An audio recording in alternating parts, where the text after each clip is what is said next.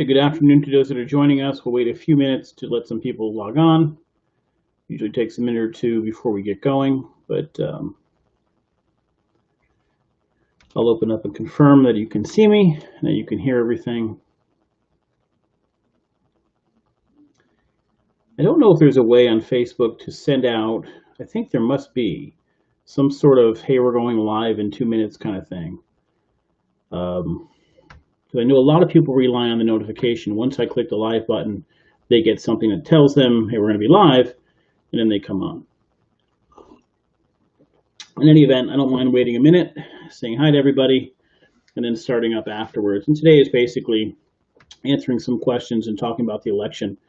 There's no huge news stories to talk about that I can see. Some of the hearings still going on in Washington, and we'll talk about that probably later in the week, maybe a little bit today as well. But in any event,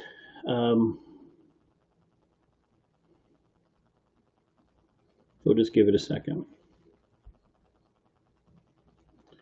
I'm going to compete with Blumenthal. I doubt that. Blumenthal might be doing something now, but I doubt that. Okay, so we'll get started.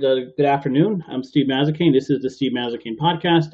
By the way, we still have people giving us ideas for names of the podcast moving forward. I want to do something to better brand what this is, and especially as we start talking more state and national issues.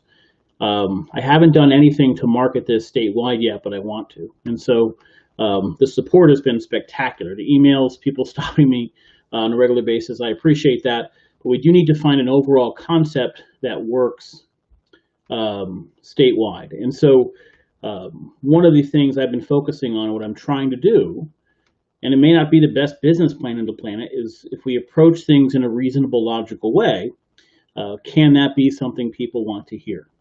And I don't know the answer to that. I'm kind of betting on that it is, but the truth of the matter is there is serious money to be made by being either far left or far right. And I even see it on this site. If I have a podcast one day and I am critical of Republicans, I probably will have between $50 or $100 in donations from Democrats. If I am critical of Democrats, I get donations from Republicans, because people are viewing news or analysis or any political discussion as entertainment now. And so the tough part is to say, you're going to get both here, because I'm passionate about not falling into the cult that either political party is. And let's look at things objectively and look at things honestly. Every elected official I have on here, they have an agenda they want to push. They have something you want to think about, or they want to push an idea on you. They want you to think about an issue a certain way. It doesn't mean they're lying. That's political strategy. My job is to get through that. But we are in you know this now, you are getting emails, if you're a Democrat or Republican, constantly pushing this highly emotional, oh my God, we're going to lose. Oh my God, we're behind on fundraising. Oh my God, this is crazy. Don't let this happen. And people write checks for emotion. I'm trying to be the anti-emotion. I'm trying to be the, let's be reasonable, step back for a second. Let's not go crazy about these things. Let's put these things in perspective and look at the facts, look at the evidence. I used the analysis before, and I call it my Toyota Camry rule. If you go to a Toyota dealership and you talk to a Toyota salesperson, he's going to tell you the best car you could possibly buy is a Toyota Camry. You don't believe that. Most people do not take that. They'll say, wait a minute, I'm going to go do some research. And they'll go online and look at other cars. They may go to other dealerships. They never just listen to the salesperson. But we live in a world where people want to listen to salespeople. They want to listen to a politician that they prefer. If they're a Democrat, they automatically want to give the benefit of doubt to a Democrat. If they're a Republican, they want to give the benefit of doubt to the Republican. So a lot of this is self-awareness, realizing that that may be our natural inclination, and fight that. And hopefully, by having open, honest conversations on the site, we can counter that a little bit. The question is, how big is that audience? And how passionate does that audience get? Can the same level of passion be had about reason and logic as one might have for the far left or the far right? I'm afraid of that answer. I don't necessarily know that answer. All right, so let's see. Ray's talking about Blumenthal's online, and Blumenthal lost the Supreme Court ruling today. His case against Trump was denied by the Supreme Court. Something about the emoluments, I'm pronouncing it wrong, clause of the Constitution. So Blumenthal is going to have a rough day. I'm just responding to one of the comments. So in any event, in talking about that, one of the introductions I gave to one of these podcasts was this notion of it's not the whole country that's divided. We have given very loud voices to a small group of people. And so if we take the 10% on the left away and we take a 10% on the right of way, there's 80% Democrats, Republicans, unaffiliated, independents who are in the middle. And I said that's the rest of us. And I want this to be the podcast for the rest of us. So the title I'm trying to I'm leaning towards is the Rest of Us podcast. And that opens up, you sometimes want a theme or something that brings up a question that you can talk about and explain. And that brings up, I don't know if it's simple enough. If you're a branding expert, you can let me know what you think. We may do that in the future. So in any event, from a question that came in yesterday, I want to follow up on the Parkside question and that Parkside ruling. And I think, so often we see rulings that are made where the judge, who is a legal scholar, whose head is in a book, may not understand the real world implications of what they decide. And that judge is hit with attorneys that are trying to give their spin on this particular case. We saw in the decision that the judge relied on really false assumptions. Now, I don't know where those assumptions came from. If they came from Hollister, from the Parkside attorney, if they were not adequately fought by the town's attorneys, I don't know the answer to that. But there were seriously false assumptions made in there. One was that the town had anything to do with picking that location. It was completely false. It was completely made up. The second was that, what was I just going to say? That the town, that there's no chance of the town ever selling this or repurposing this property. Not only is there a chance of that happening, it's probably likely in the next 10, 15 years. And that's not a new conversation. It's something that's been discussed in many different mediums and forums. So the argument itself, many of the underlying facts of his decision are false. But the impacts of that decision will be seen forever. And the question that I come up with, okay, so they are basically locking in property forever that they don't own. It's a small amount. I don't know how many square feet, but it's a small amount on the edge of the property. Now that that precedent is set, is there a limit to how much you can use? If you want to use an acre of somebody else's property? If you decide to build a house and there's no place for a driveway, but your neighbor has grass that cannot be developed, can you use that as counting emergency access? Where does this end? If you can now use property that's not yours, where does that precedent end? And I can tell you, Tim Hollister, the attorney for Parkside or for Beacon, doesn't care. He just wants to he's paid to make money for Beacon. The Housing Authority doesn't care. The Housing Authority right now is a mess. I don't have words for what's actually happening down there, and I have to do a lot more research, but you can't find, half the meeting minutes aren't found, meeting recordings are nowhere to be found, agendas are hit or miss, with stories about they're literally having, contested races for resident representatives. This is in a senior affordable housing, mentally ill living facility. You're having political races on who's going to represent the people. You're getting a little bit absurd down there. And what's happening is you have a chairman who's far left, supporter who's far left, the majority of the thing is far left. And you have a town attorney, the attorney for them is the Yale's Jay Pottinger, who is less an attorney and more of an advocate. And he's been pushing this affordable housing. He's the one who called everybody racist if you're against him. If you don't agree with everything he says, you're racist. If you don't agree with this project, you're racist. Everything's about racism kind of thing. Despite the fact that he lives in a nice house in Pine Orchard. And he raised his family in the whitest area that you could along the shoreline. Everybody else is racist. But in any event, that's what's happening down there. And this often happens with the left. It's a self-righteousness. It's a level of, I feel my cause is right. Therefore, whether I listen to anything else doesn't matter. Whether I follow the rules doesn't matter. I have a cause. And I'm better than everybody else because my cause. And that's how they're viewing it. And that's what they're saying. And they show up at meetings and they yell this stupid crap. And right now you have a mess down there. And the problem that you have is, in general, the town does not oversee the Brantford Housing Authority. Essentially, the state does, but the members of the Housing Authority know the state ain't going to bother. So nobody's watching. And it's just a mess. And it's impossible to judge, to look over records because there aren't any. If you go to look at meeting minutes for votes, there's none there. If they do something wrong and people bring that to their attention, who is there to, they're like, all right, whatever. So even if it was wrong, who cares? There's nobody holding them accountable because nobody oversees them. So you have this void and you have one party controlling it. Granted, you can work on changing some of those members out, but you're going to start a disaster. Let me make this abundantly clear. That location's terrible. It's not good for the affordable housing that's there now. It was never good as a good location there. They must have got a deal on the property. They probably did from the Foote family. And expanding on that doesn't make any sense. There's a million ways to spend the money to get a much better facility on a transportation route near stores where you can walk with sidewalks, that are better than that location.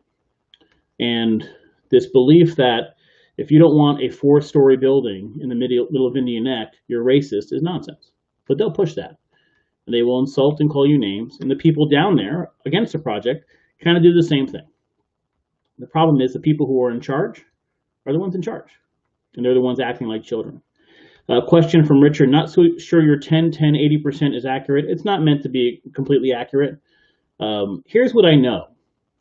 Social media has allowed a very small group of people to be the loudest in the room. So let's look at Brantford for a second. We have 28,000 people. On social media, there's the RTC and DTC, and they have very small followings overall. But in general, when it comes to politics, we have a small group on the left. There's a small group, that Wayne Cook group. They're not really relevant, but they yell and scream, right? So there's them.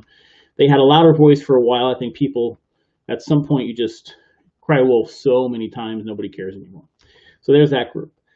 There's a group on the left that are, everything's wrong all the time, and they're pretty loud on Facebook, but not really, it's not crazy. And then there's the right, and the right in Brantford is like the Democrats 15, 20 years ago.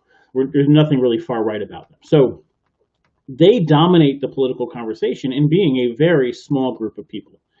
And that's what social media has allowed us to do in general. Small groups of people have a disproportionately loud voice. And if we take away those disproportionately loud voices, the rest of the people don't want to be a part of that and typically tend to be a little bit more reasonable. And so whether it's 15% on the side, 10%, 20%, whatever it is, I believe the majority is in the middle. I believe the majority of people are reasonable, logical. They fit into pretty much a socially liberal, fiscally conservative category where they want to see, have the freedom to do whatever. Nobody cares if you're gay and get married. Abortion rights should be legal, as difficult as it is. Most people agree with those things. At the same time, they want to see money spent wisely. They don't want to see it wasted. They don't want to see it going to poor projects. They don't necessarily want to pay for people abusing the system, and they'd like to see stronger locks on that. So most people are in that category. And if your message appeals to that group, you'll win. The problem is candidates are afraid to give that message because you don't want to do anything to turn off the rabid base. That rabid base are the ones who are going to volunteer and try to get you in. Here's a good example. Biden will not answer a question about stacking the court.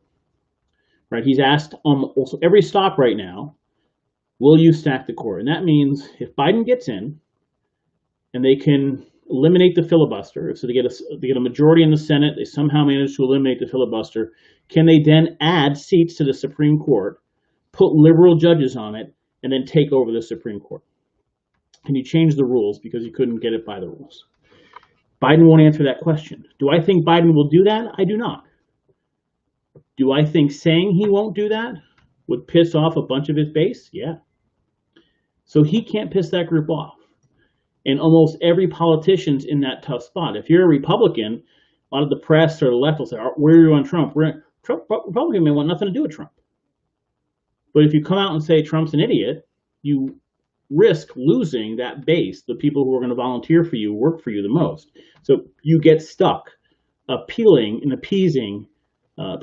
appeasing that 10% on each side. And if it's 15% or 20, it may be 15% or 20. I'm not sure that's the exact number.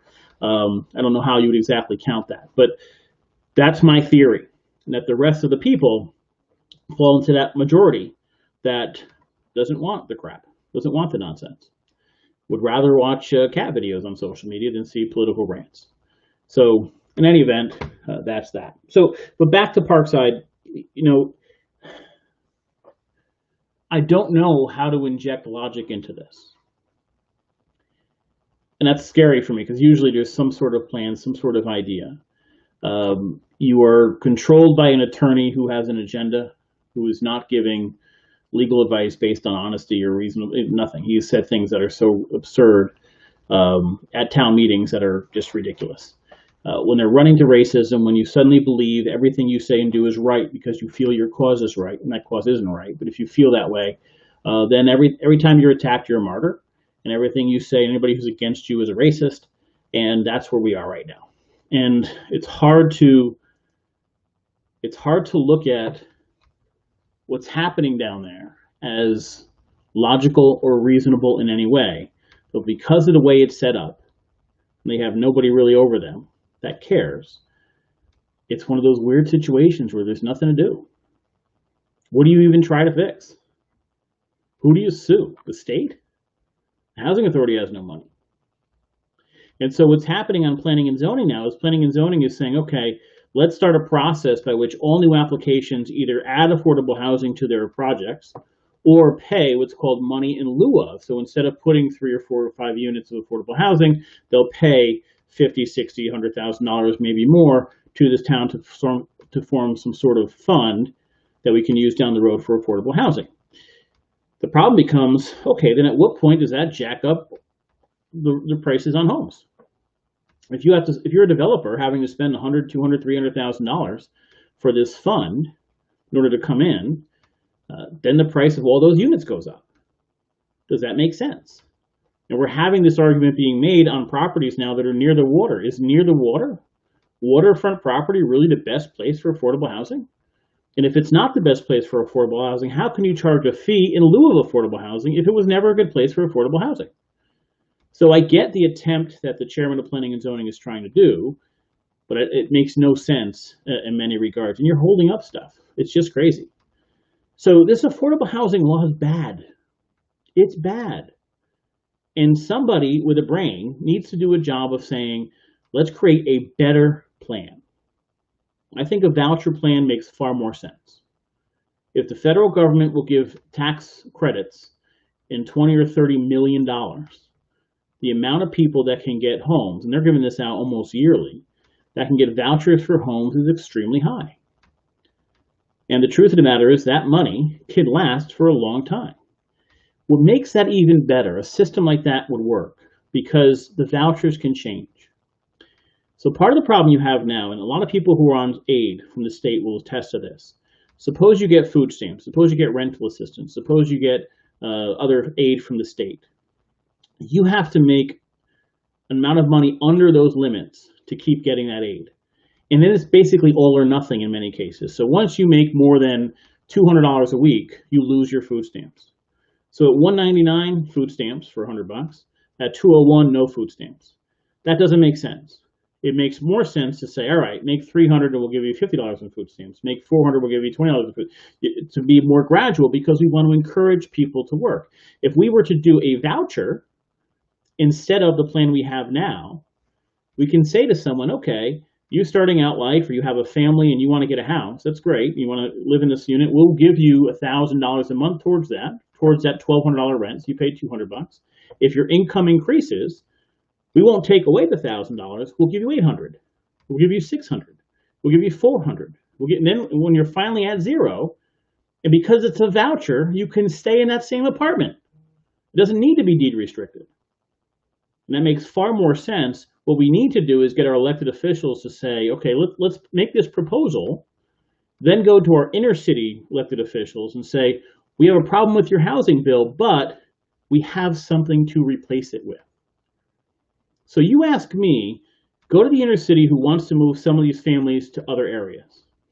And you say to them, listen, we have this year, or forever, $100,000 in vouchers.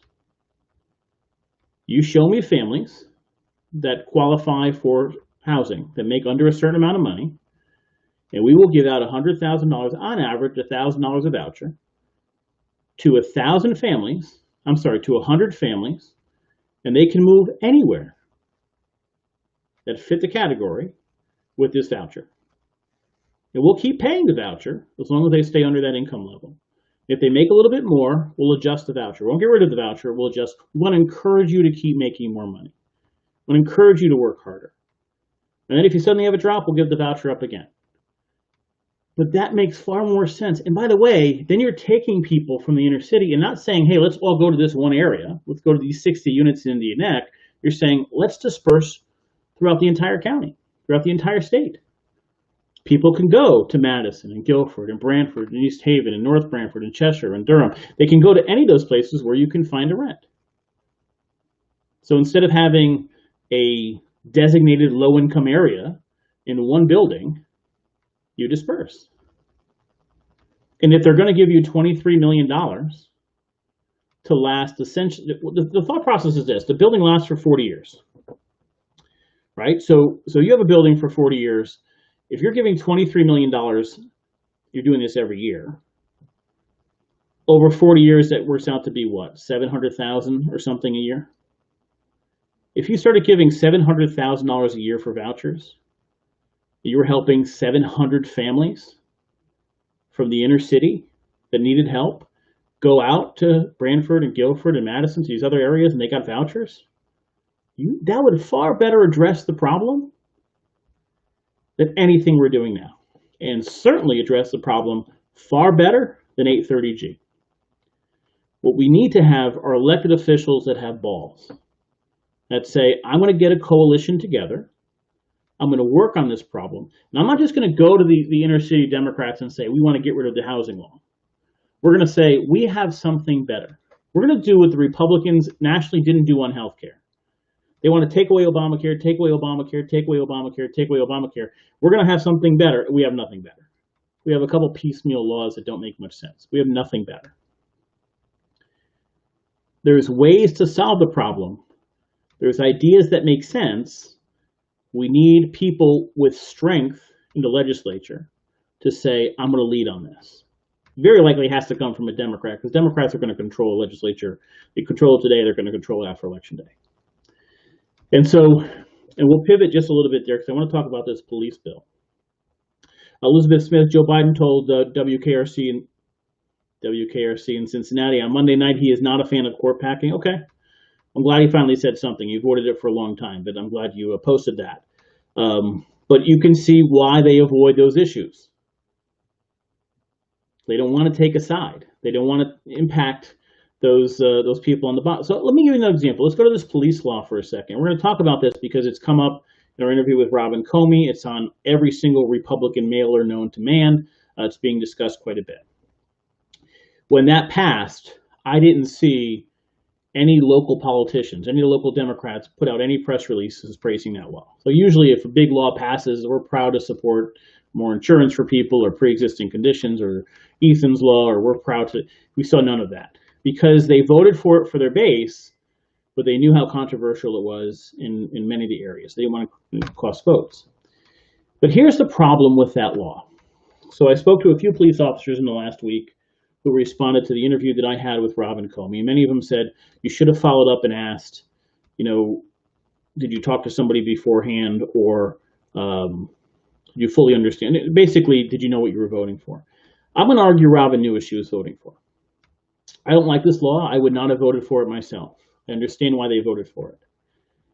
But at the end of the day, if you're someone, here's what's going to happen next session. This law is going to come up. They're going to talk about changes to this law, and they're going to talk about changes to this law without the hysteria that we saw while that law was passed, right? So while that law was passed, you had these marches. BLM has died down, certainly in this area. People are back in school, they're busier, what have you. In January, February, March, when this is discussed again, it'll be without that hysteria. And you're likely going to have some proposals that walk back some things, right? So here's the question. Let's not be stupid. No matter who wins the local races, the Democrats are going to have the majority in the House and the Senate. It's just going to be that way. Like, there's no way the Republicans are taking the Senate. There's certainly no way the Republicans are taking the House this year. If you're a police officer and you want a significant say in those changes, would you rather have a member of the majority or the minority? Now, that's for you to decide. But being mad at a Democrat for voting for the bill may be hurting you long term in having a voice to make sure the changes you want get in there.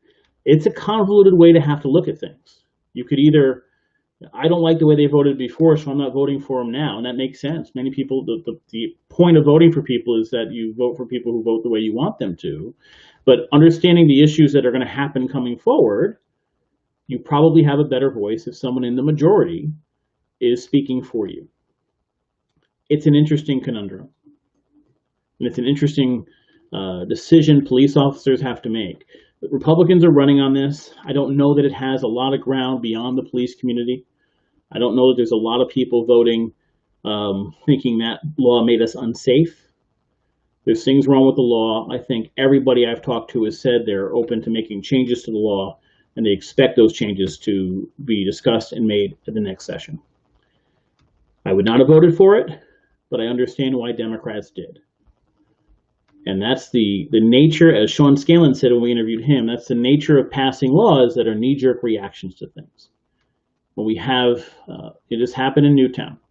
I know Pat Widlitz was an elected official in Newtown, or an elected official at the time, and there was a DTC meeting. They said, we need to do something about gun laws. And she stood up, and I give her credit for this, and said, just passing a law to pass a law won't do anything. And they passed a law. It was okay. Did it change the world? No. It was one of those laws that passed just to say, hey, we passed something. A little bit safer, maybe. At the end of the day, did it stop people from getting guns? Probably not. You know, I saw the other day there was a gun collection thing, a buyback program, and half of the guns that were rifles. Like, when's the last time you saw a murder by rifle? Like, you saw crime by rifle. Like, you never see it. But that's what happens when you have these knee-jerk laws. I'm more upset that we have a massive, majority by the Democrats, but we still didn't get tolls, we still didn't get sports betting, we still didn't get legalized marijuana. All the things that people thought they were getting aren't happening. If tolls comes up now, it'll pass. With the financial state of the state after COVID, it'll likely pass. Likely should. Okay, so this is more of a rant today and just responding to some comments that were made, but I did want to talk about that Parkside issue just for a second. I think most of town understands now what has happened there. As much as there are people who are pushing that self-righteous, we're fighting for the little people, you're not. Don't sell us a bag of shit. You're not fighting for the little people. Coming up with almost $400,000 per unit for a Boston-based developer isn't fighting for the little people. I don't care what planet you're on, it's not happening. You are working on behalf of a giant corporation. That's it. And they're going to use a ruling, a ridiculous ruling, that basically says your neighbor can use your property for their own calculations without your permission. That is shocking. It is amazing. It is stupid. And quite frankly, if in the appeal there are not a ton of friend of the corporates, the people actually filing how disastrous this decision is, then we're doing something wrong. Because every other industry that bases, every property owner real estate company, developer, land trust should be signing on saying this is a terrible law. This will impact us negatively. It sets a massively bad precedent and sets back property law for years.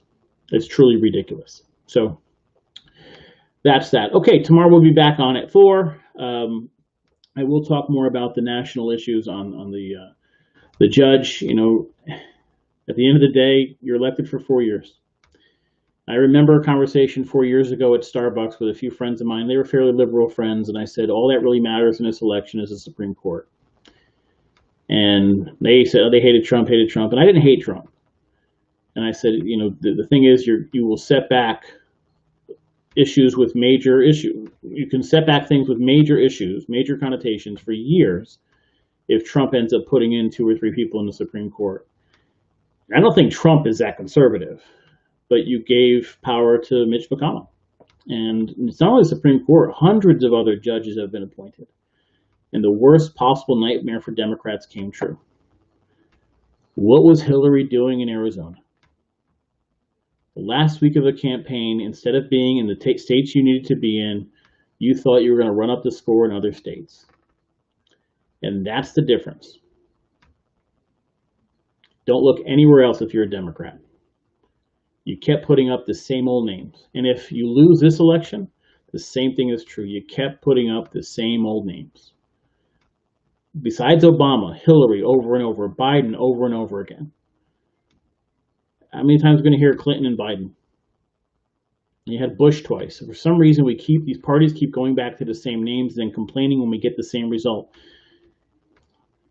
The Real Clear Politics polls show Biden is up a full 10 points on average nationally. In battleground states, he's up 4.9% at 49.5%. So he's not over that 50% threshold. He's going up in most states. How much are the polls off? Florida, Biden up 3.7. Still not over 50% though. Georgia's about even. Arizona, Biden up 2.7. That'd be a shocker. Texas, Trump is up 4.4. Not a surprise there. Iowa, Maine, no, that doesn't really matter. Let's go back to another couple mains. North Carolina, Biden's up. Florida up 3.7. If these polls are off 3 or 4 points, Trump wins. Trump gets the Electoral College if these polls are off 3 or 4 points. You keep putting up the same names, you're going to keep getting this happening. Okay, we'll be back on tomorrow at 4 o'clock. Again, thanks for joining me. Not every one of these is going to be huge topics. Sometimes it's just talking, and you're welcome to ask questions and send questions in. The more interaction we have, the better. I greatly appreciate it, and I also greatly appreciate all the support. We will see you tomorrow at 4 o'clock. Have a great night.